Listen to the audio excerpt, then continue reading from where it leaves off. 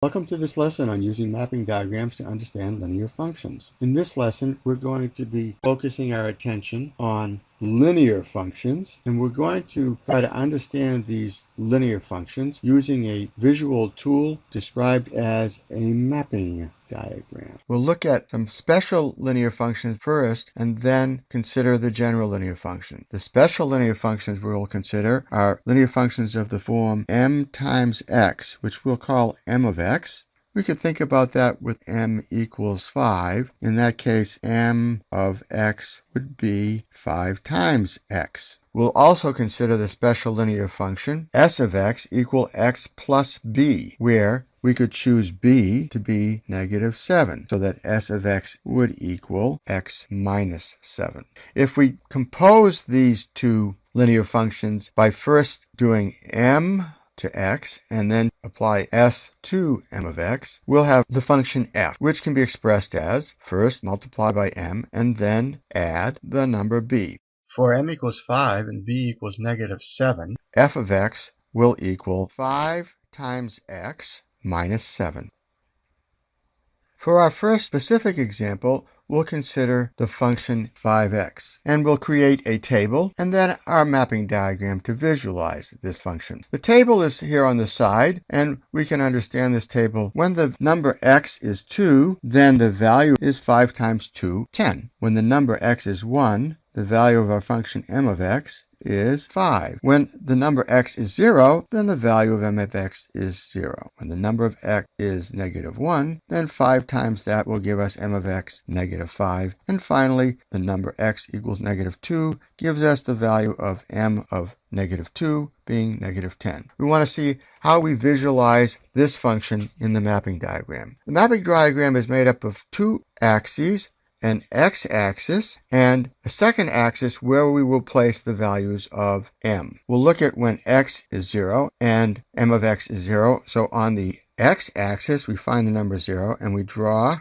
an arrow across to the value 0, which is m of 0. For the number 1, we find number 1 on our x-axis and draw an arrow across, giving us m of 1 equaling 5. For 2, we start on the x-axis of 2 and draw an arrow across to the number 10 on our second axis, which is m of 2. We can draw an arrow from -1 on the x-axis to -5, and an arrow from -2 on the x-axis to -10 to visualize the fact that m of -1 is -5 and m of -2 is -10. Above the arrows, we label the function's name m, and that will complete our drawing of our first mapping diagram for the function m, which takes the number x across to the number m of x.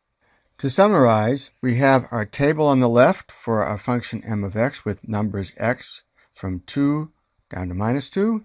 And on our mapping diagrams, we have the corresponding arrows from x equals 2 to -2, and the values extending from 10 down to -10. And we label this diagram above the arrows with the name of the function m. For the function s of x equal x minus 7, we have a similar table. Now the values of x are 10, 5, 0, -5, and -10.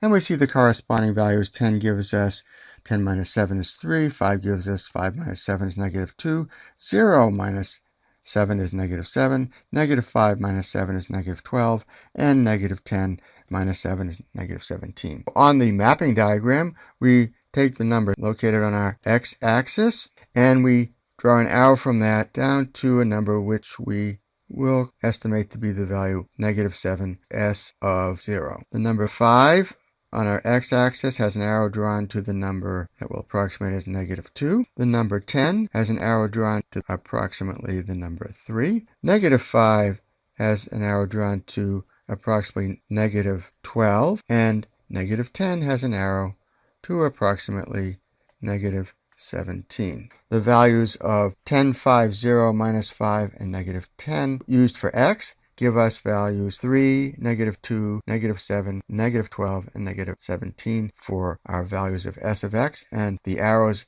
are going from the appropriate x's to the appropriate s of x's, and we'll label above these arrows the name of the function s. So S of a number x is going to give us a number S of x, which will be x minus 7.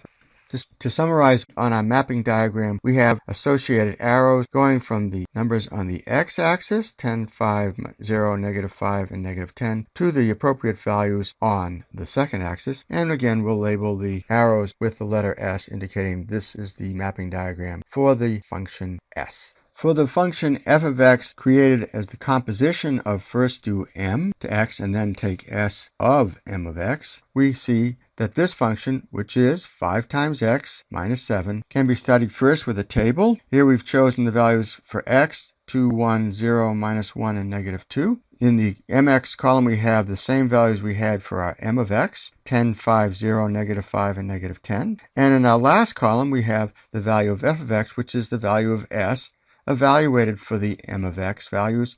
So we have for x equal 2, m of x is 10, and f of x is 10 minus 7, 3. For x equals 1, we get the number 5 from m of 1 and the number negative 2 of s of 5. 0 gives us 0, then the 0 gives us negative 7. Minus 1 gives us negative 5, and negative 5 gives us negative 12. Negative 2 gives us negative 10, and negative 10 gives us negative 17. We can put the two mapping diagrams that we studied previously together by making the target axis for the m function the source axis for our s function. And we can illustrate that by looking at some examples. When x is 0, m takes us to 0, and then s of 0 is negative 7. So negative 7 is f of 0. The number 1 as an x gives us 5 for m of 1, and then 5 minus 7 gives us negative 2 is f of 1. For the number 2, for our x, we get the number 10 from m, and then the number 10 gives us the number 3 as the value f of 2. For the negative values, negative 1 gives us negative 5, and from our m of negative 1 equals negative 5,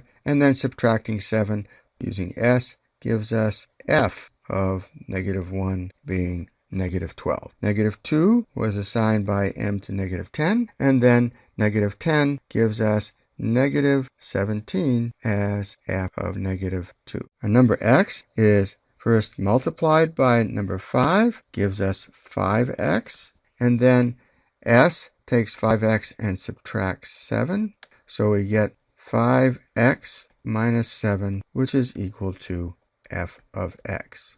So looking at the table and mapping diagram we have for this composition, we can draw an arrow direct from the value of x to the associated value of f of x, 3, 1 giving us negative 2, 0 giving us negative 7, negative 1 giving us negative 12, negative 2 giving us negative 17 in this mapping diagram by just drawing an arrow from the x value to The third axis directly.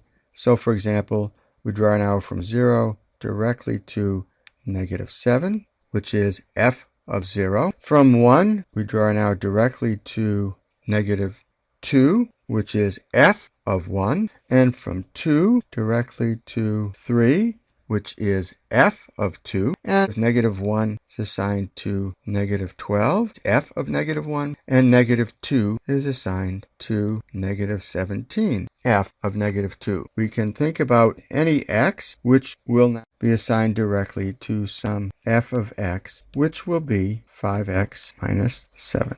So in summary, we see that our function f of x equals 5x minus 7 can be visualized by a mapping diagram with the first axis being x and the last axis being the axis where we see the values of the function, and we can label these blue arrows with the function name f. We've seen how a linear function, whether it's the function m or the function s, or the composition, can be understood by a selection of numbers and evaluation for those numbers in a table, and also visualized with a corresponding mapping diagram that shows us the elements of the domain x connected to an output value, f of x, by arrows. And this is the basic concept for visualization of a function with a mapping diagram.